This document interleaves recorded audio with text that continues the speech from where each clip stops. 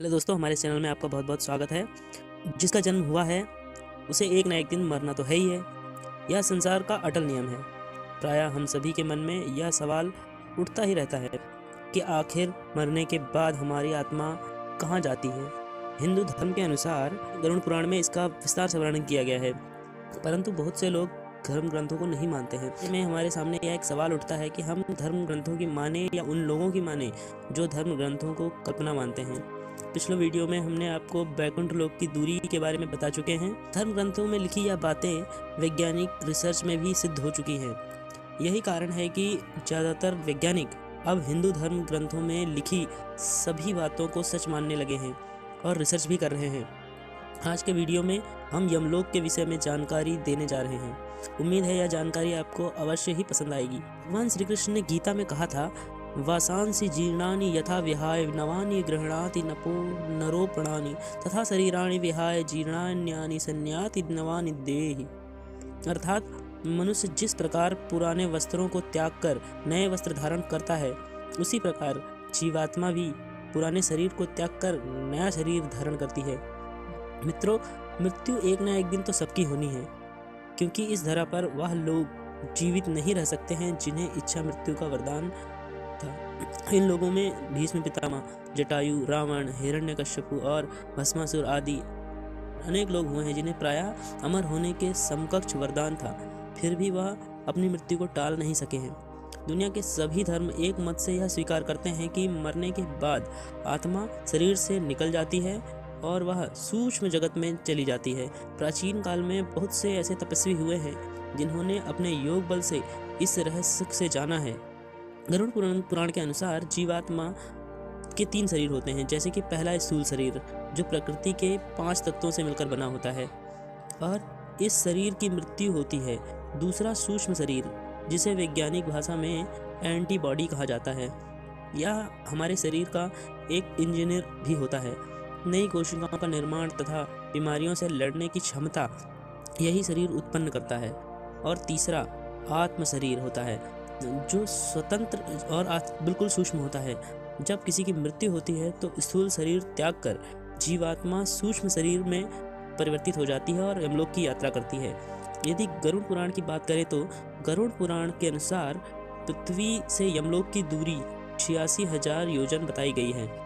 इसमें यदि वैतरणी नदी की 100 योजन की चौड़ाई भी जोड़ दें तो यह दूरी 86,100 योजन होती है, जिसमें 1 योजन बराबर 13 किलोमीटर होता है। इस प्रकार गरुड़ पुराण के अनुसार यमलोक की दूरी पृथ्वी से 12,87,1300 किलोमीटर की दूरी है। मित्रों, यह जीवात्मा द्वारा 1 वर्ष में तय की गई दूरी है। आगे आपको इसको वैज्ञानिक रूप से भी बताएंगे। गरुड़ पुराण के अनुसार मृत्यु के यमदूत जीवात्मा के 24 घंटे के अंदर यमराज के सामने उपस्थित कर देते हैं। वहाँ उसके कर्मों का हिसाब किताब होने के बाद यमदूत वापस उसे घर ले आते हैं। घर लौटने के बाद जीवात्मा पुनः शरीर में प्रवेश करने की इच्छा करती है, परंतु यमदूत उसे पास में बांधे रहते हैं। इसके कारण वह भूख और प्यास से दुखित होने के कारण वह रोने लगता है।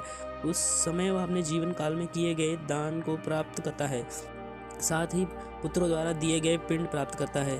फिर भी उसकी भूख शांत नहीं होती है, क्योंकि 10 दिन तक दिए गए प्रत्येक पिंड के 4 भाग हो जाते हैं, जिसमें 2 भाग पंचमहाभूत तथा 1 भाग यमदूत ले लेते हैं। चौथा भाग जीवात्मा को प्राप्त होता है। इस तरह 10 दिन बीत जाने के बाद एक हाथ प्रमाण सूक्ष्म शरीर को चलने की शक्ति प्रदान करता है और 13वीं का भोजन करने के बाद वह जीवात्मा अकेले ही पैदल यमलोक की यात्रा शुरू कर देता है। यह जीवात्मा 24 घंटे में 247 योजन अर्थात 3,211 किलोमीटर की दूरी चलता है।